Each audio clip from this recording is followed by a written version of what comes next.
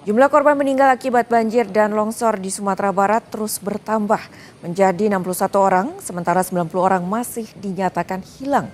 Hingga Jumat malam, total wilayah terdampak bertambah menjadi 16 kabupaten dan kota.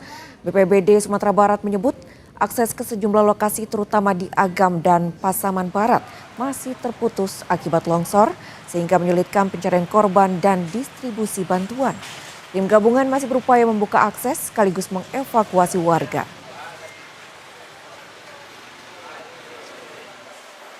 Untuk data terupdate sampai malam ini untuk kejadian sudah 16 kabupaten kota yang terdampak malam ini.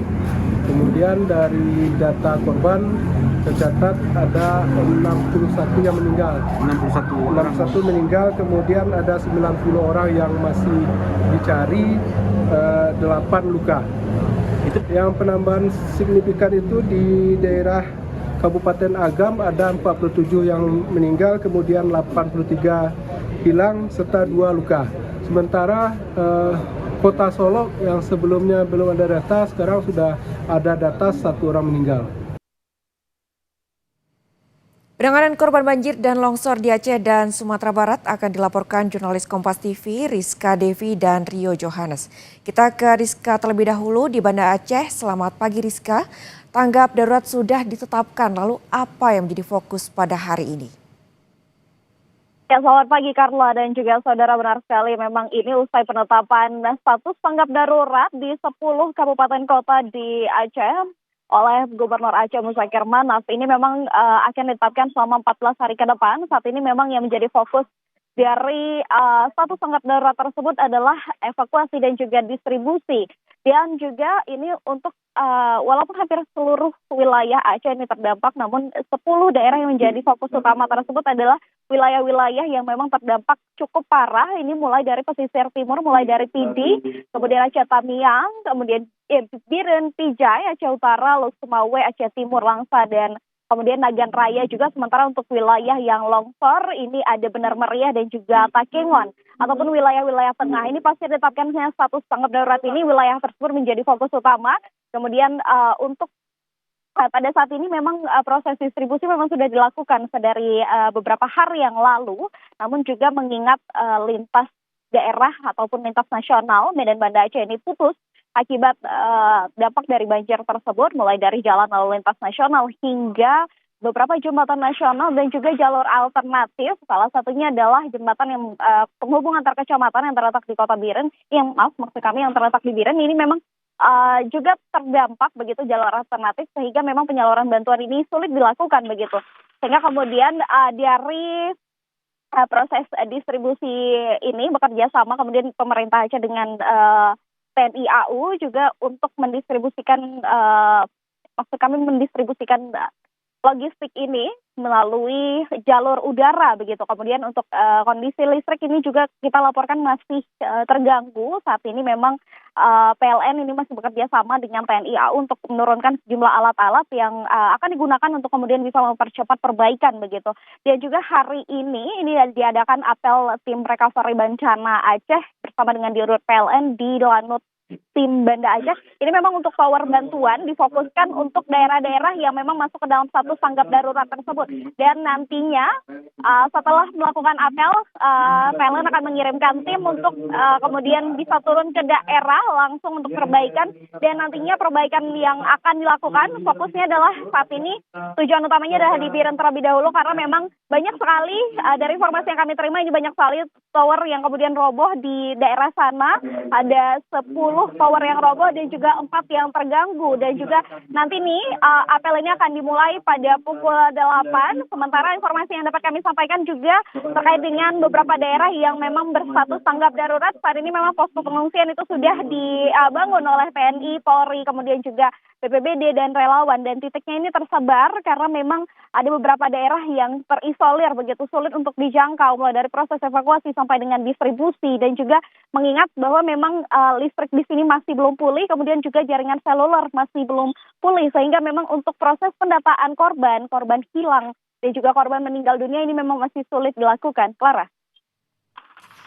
Baik, Kemudian Rizka Devi, itu tadi laporan dari Banda Aceh. Dan setelah ini saudara kita beralih ke Rio Johannes di Padang, Sumatera Barat. Selamat pagi Rio, data terakhir ada lebih dari 20 orang meninggal akibat bencana banjir di Sumatera Barat. Wilayah mana saja yang paling menjadi fokus perhatian pencarian korban dan penyaluran bantuan Rio? Ya, Karla dan juga saudara, kemarin malam itu BPBD Provinsi Sumatera Barat kembali merilis data baru terkait bencana hidrometeorologi di Sumatera Barat. Dari 19 kabupaten kota itu sampai saat ini ada 16 diantaranya yang sudah terdampak oleh bencana ini. Hanya 3 kabupaten kota yang selamat, yaitu yang tidak terdampak, yaitu Kota Sawalunto, Kabupaten Sijunjung, dan Kabupaten Damasraya.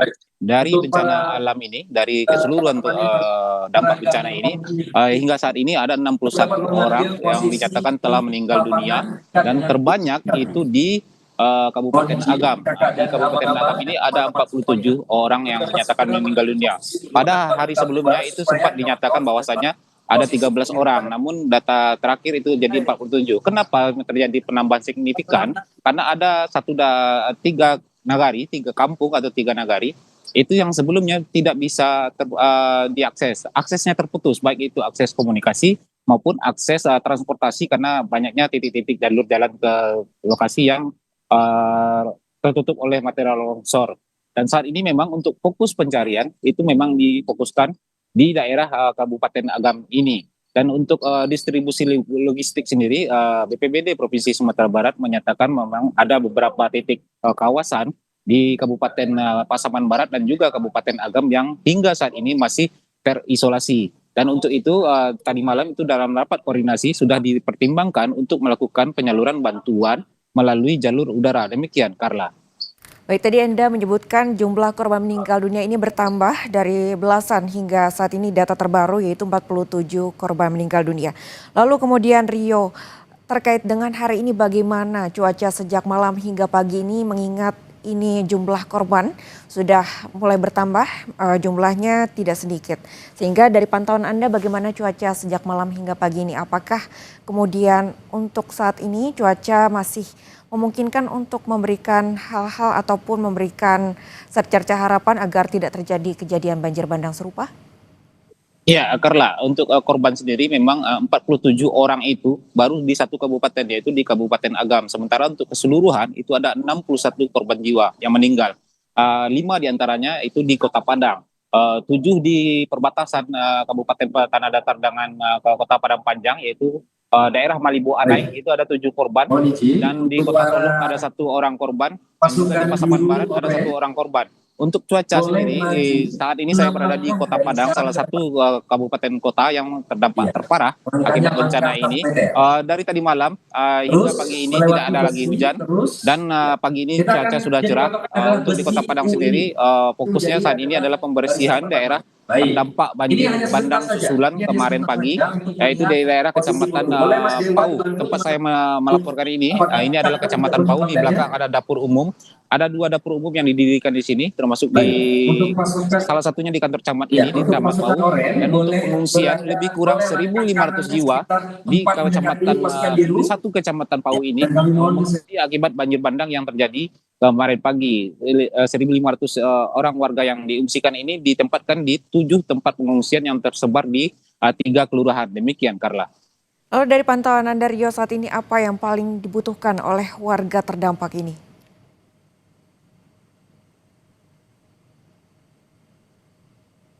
Rio, dari pantauan Anda saat ini, kemudian apa bantuan yang paling dibutuhkan oleh warga terdampak dari banjir bandang ini, Rio? Ya, untuk bantuan memang saat ini prioritas utama adalah penyaluran bantuan logistik. Untuk bantuan jumlah bantuan sendiri saat ini sudah mencukupi. Kemarin itu juga sudah datang bantuan dari Presiden Republik Indonesia Bapak Prabowo Subianto, dan sudah diterima oleh pemerintah provinsi. Itu bantuan berupa bantuan logistik makanan, ada perahu karet, bahkan ada Starlink untuk komunikasi di daerah-daerah terpencil. Dan untuk penyalurannya sudah dilakukan mulai tadi malam, sudah dimulai dilakukan penyaluran bantuan ke titik-titik daerah terdampak banjir di 16 kabupaten kota terdampak. Namun untuk titik daerah yang masih terisolasi itu tadi malam diputuskan masih dipertimbangkan apakah akan melalui jalur udara menggunakan bantuan helikopter dari TNI AU. Demikian, Carla. Baik, terima kasih jurnalis Kompas TV Rio Johannes melaporkan dari Padang, Sumatera Barat, dan sebelumnya ada Rizka Devi melaporkan dari Banda Aceh. Selamat kembali bertugas.